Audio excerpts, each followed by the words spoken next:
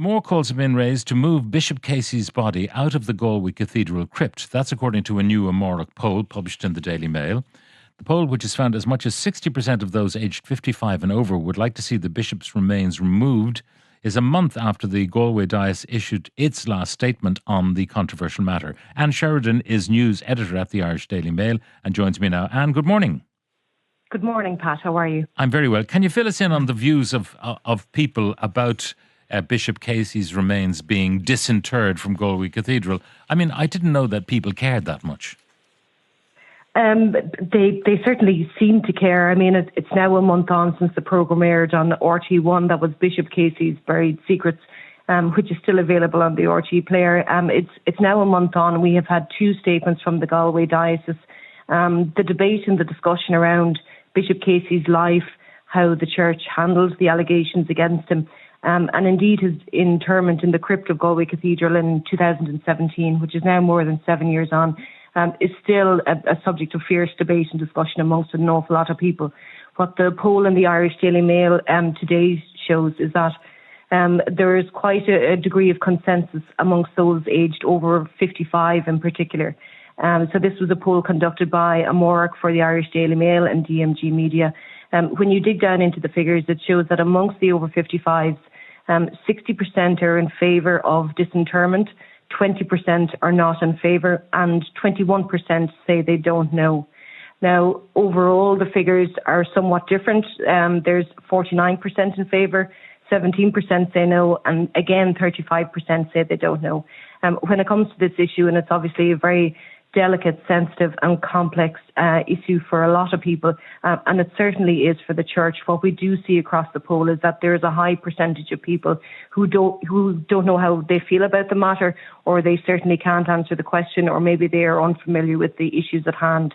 When you look at the younger age group in particular, amongst the 18 to 24-year-old age profile, 59% of people say they don't know. But yet when it comes to the people aged 55 and above, that drops quite considerably, down to 21%.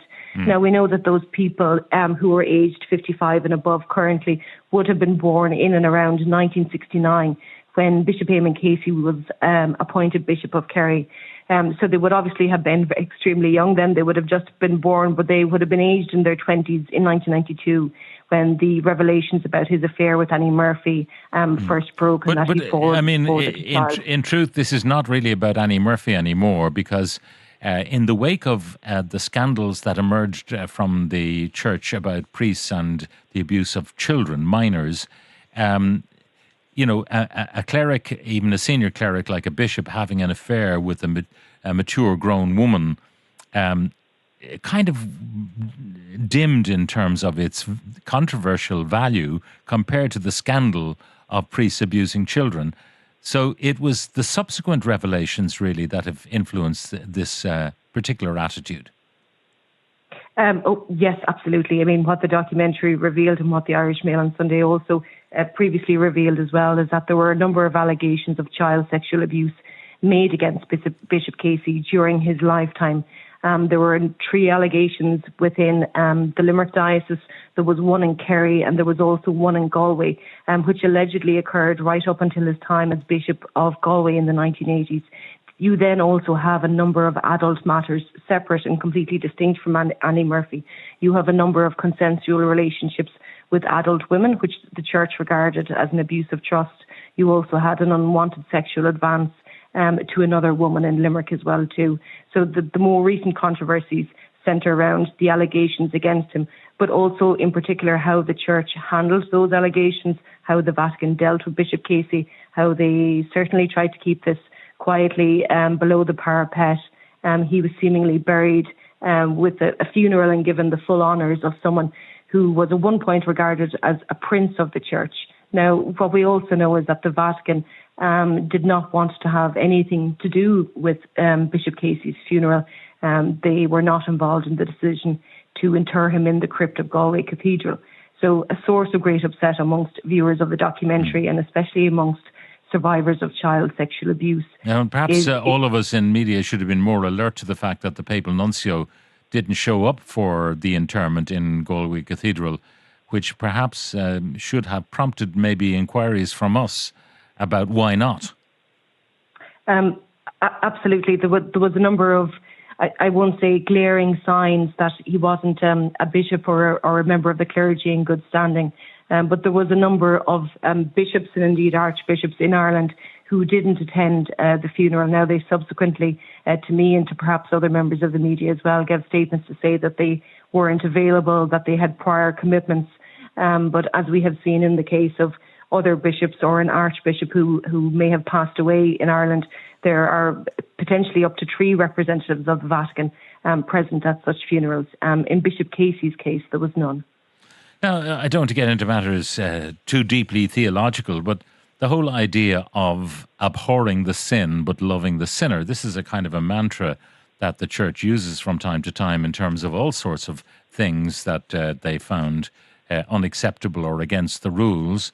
Here you have a situation where someone has, if you like, committed abhorrent sins, but the whole notion of divine mercy and all the rest of it would suggest that maybe we should be kinder in death to this offender than the poll suggests. There would certainly be some people who would take that view. I know a number of columnists have written that his remains should remain in the crypt of Galway Cathedral, and this should almost stand as a monument to hypocrisy, if you like, in terms of the Catholic Church and how it dealt with such men and such members of the clergy who presented one face to the public and yet behind closed doors were very different people altogether. That's one point of view. I don't think that's very helpful to survivors of abuse in general, and I certainly don't think it's helpful to survivors of to be given the luxury, if you like, of a crypt burial, interment there. It's not a burial, it's an interment there in the crypt, would seem to be over generous to a man who had offended against so many people. Yes, it was, absolutely. It's actually contrary to the guidelines that are set out by the Church themselves. Now, they have a set of protocols for funerals for members of the clergy who were removed from ministry due to credible allegations of child sexual abuse. No funeral such as that received by Bishop Casey would ever have been conceived for a member of the clergy accused of child sexual abuse. This was a rare occasion in Ireland, and it presented an unknown for the Galway diocese, if you like. They were caught between a rock and a hard place in terms of how do we honour a bishop who the public knows has committed a sin within the eyes of a church in terms of having an affair with Annie Murphy. But some members of the Galway diocese and certainly of the church hierarchy at large would have been aware that he was taking much darker sins with him to his grave.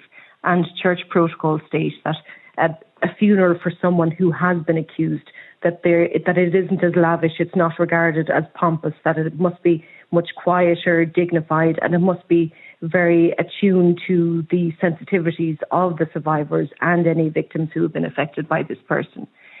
So in reality, it should have been a very much toned down, muted funeral and burial. However, the dilemma for the church was that the public were never made aware of why he was removed from ministry. Now, did they know, the people in Galway who permitted this? This is the question. I mean, we talk about the Vatican knowing and maybe not wanting this to show its head above the parapet, but the people who were organising all of this in Galway, they knew about Annie Murphy. Did they know about anything else? Some members of the Galway diocese would have been aware of what was on their file in relation to Bishop Casey.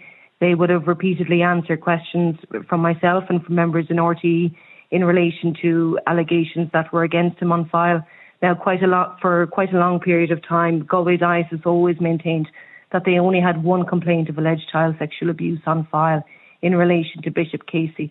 Then at a certain point in time in the course of our investigation, that changed to a position of, well, we have now reviewed fully all the files that we have, and there's not only one allegation, there's actually 5 allegations of child sexual abuse on file, as well as a number of complaints made by adult women as well. Now, their position at that time in terms of defending it was that the then Bishop of Galway, Bishop Brendan Kelly, had just recently taken up the position of the Bishop of Galway, and that he was not fully aware or across the full file on Bishop Casey.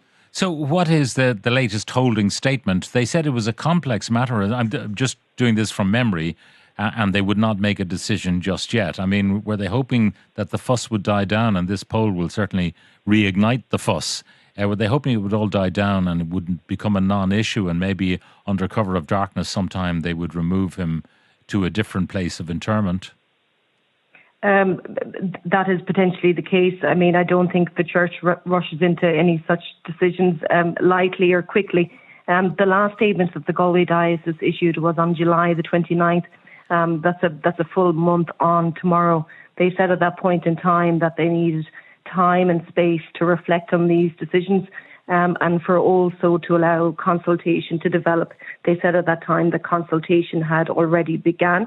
Now, that might merely have been a discussion about the views of the public and whether the parishioners of the diocese and the lay faithful actually wanted Bishop Casey to remain in the crypt. But we don't know where it has gone on from that point in time. Certainly, you would imagine that members of Bishop Casey's family would be consulted in the first instance. Survivors should have been consulted, or their views should have been taken into account. That has never happened, and we don't know at this point in time, is the Galway Diocese in touch with Archbishop Eamonn Martin or the papal nuncio in terms of their representatives here as to what the church believes should now happen. And thank you very much for joining us, Anne Sheridan, news editor for the Irish Daily Mail.